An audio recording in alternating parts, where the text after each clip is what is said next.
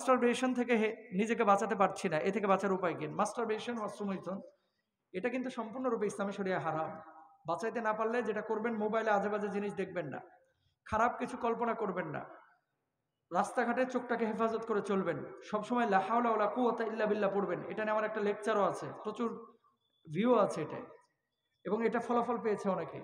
তারপরে হেডফোনে কোরআন তেলাওয়াত শুনবেন। মনে রাখবেন, যত তেলাওয়াত করবেন, তেলাওয়াত শুনবেন, অন্তরের মরিচা তত দূর হবে, অন্তর ফ্রেশ থাকবে এবং উল্টাপাল্টা চিন্তা মাথার মধ্যে আসবে না। আমাদের তো আসে না, আমরা তো মানুষ, আমাদের তো আসে না, আপনার কেন আসছে? তার মানে কি?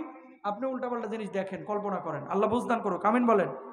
গোসল ফরজ হয় কি কারণে এবং ফরজ গোসল করার নিয়ম কি?